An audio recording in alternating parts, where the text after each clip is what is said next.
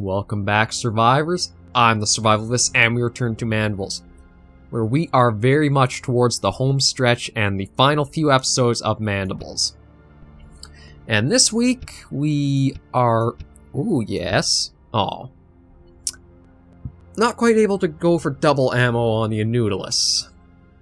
However, comments from last week told us there's an interesting quirk about the Inutilus as an animal. So we want to watch the points up at the top. 1, 2, 4, 7. We want to keep very close eye on that. Now what we're going to do is go to Mirkmore Slough with that selected, and just kind of see if we can come across one of them. Is protected, strictly forbidden. Yeah, we're going to watch our point total, and we're just going to go into this quick little hunt. And it's actually probably going to be the only Inutilus hunt we'll go into, and you'll see why just once it's done, so... We're setting things up a little bit here, but you're going to probably understand why once we come back. So let's just hop in and see if we can get one of these. Okay, so we are loaded in here now. And, oh, actually, wow, I don't think I've ever really spawned in this part of the map before. I don't think we've ever really been in the northeastern corner. Well, we may have been looking for Momono Scorpius at one time, but I don't think anything quite like this. Or quite starting out all the way over here.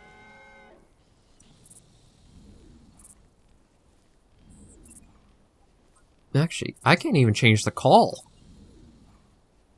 So I might not even have a call for the Inutilus, if I'm honest.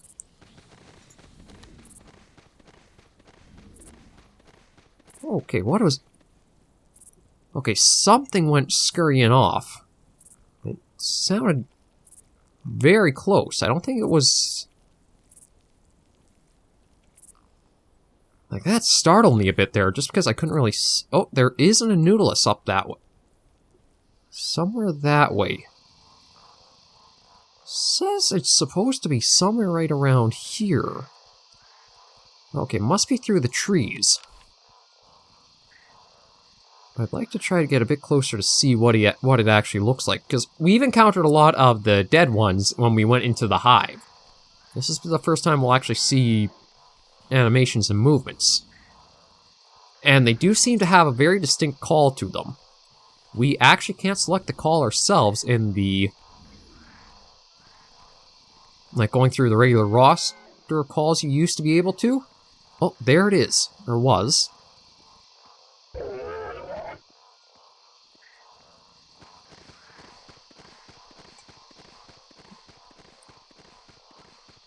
They roll?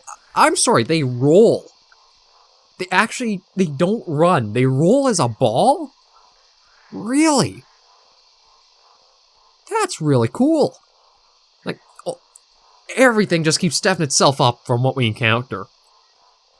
Like, there's a Therizinosaurus in Carnivores Plus that, like, that animation astounded me, and even Mandibles has had things, like some of the DLC animals, like the moth. Oh, man. Okay, well, I definitely want to try to see this one.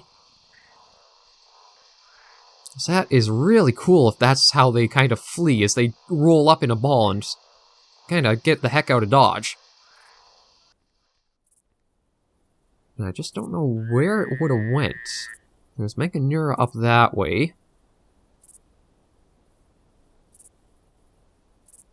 And again, we are only going to try taking down one, and when we head back to the point menu, we're going to go through that more in full.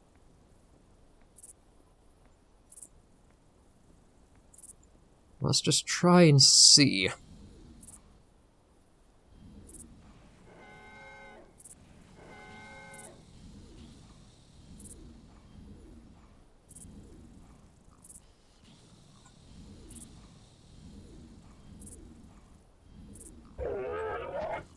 It sounds like there's something else around here, too.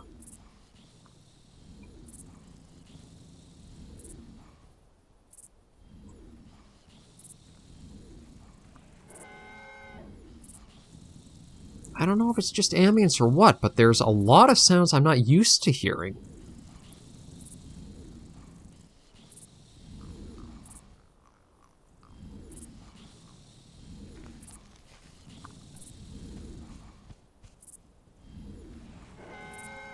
Yeah, there's the Inutilus. That's definitely a Inutilus call.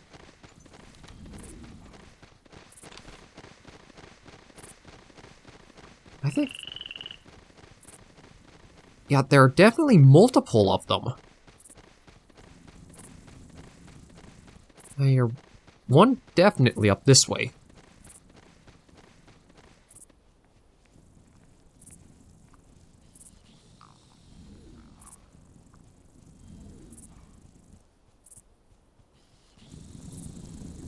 Okay, that's just the Meganura going around.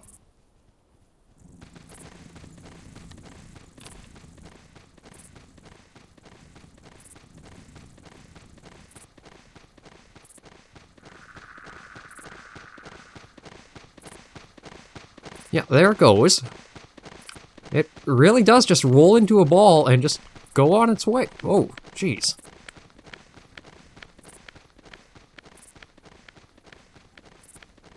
So it seems like it might be a bit difficult trying to actually get close enough to one that's not, like, super on edge to be able to get a shot on one.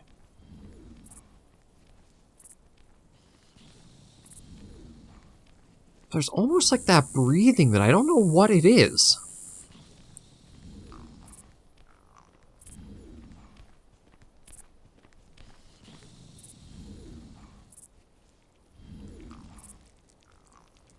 There you are.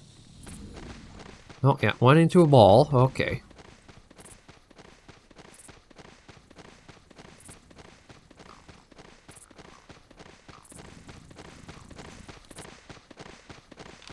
Yeah, so it's not exactly the fastest thing at running away. It's just not exactly easy to get a good line of sight on one. That's more the map than anything else.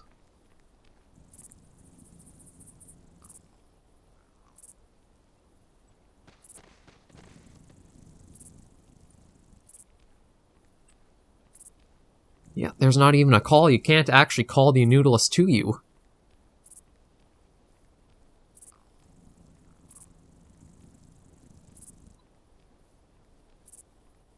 So how are we going to be able to get close enough for this?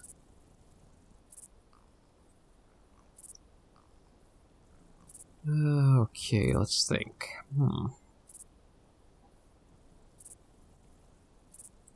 I don't think we'll be able to see it through the trees. It's not going to be easy to kind of find and get a good shot off on. Mirkmore it's a very, very gorgeous map, and I really like how alive it feels. It just does pose a challenge for trying to get those nice line of sights.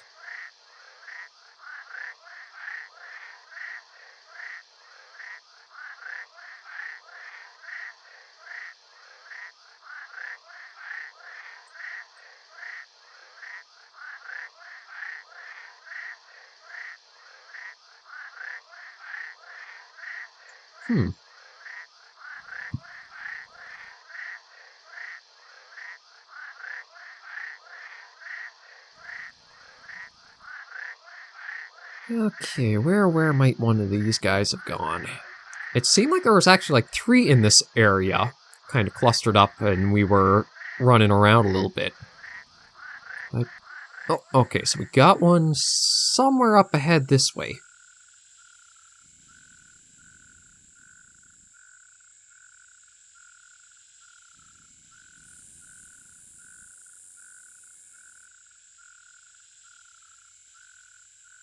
So it does say it's at about 300 meters. The only thing is, I don't really see it actually, like, there. Like, I don't see its shape or its body or movement or anything.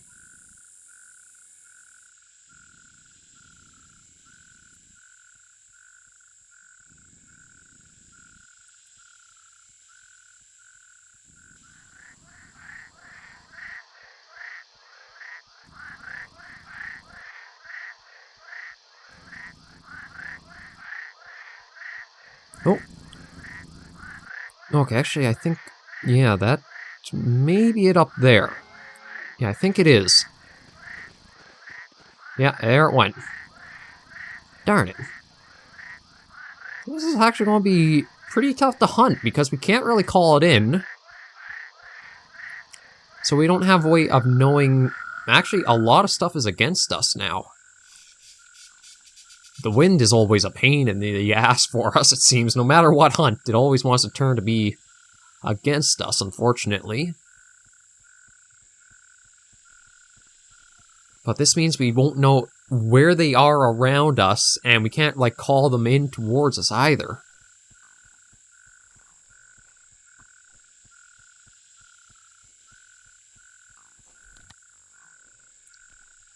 And with Mirkmore being as dense as it is, that's going to make it even more difficult just to get a clean line of sight for trying a shot.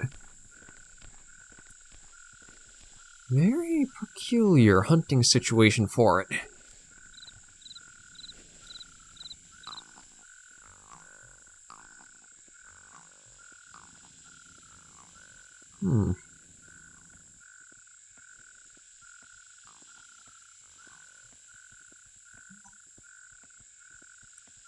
Okay, this may be a chance here, though. Yeah, it's registering on binoculars that it's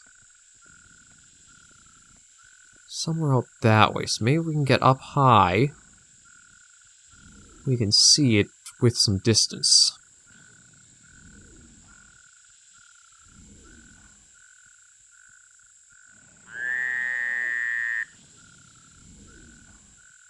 I do still hear it.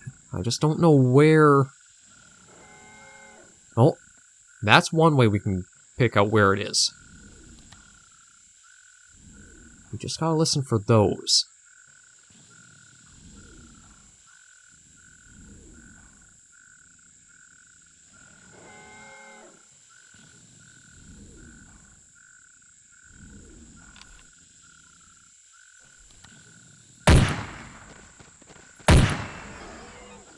Okay, I think that was actually a shot on it.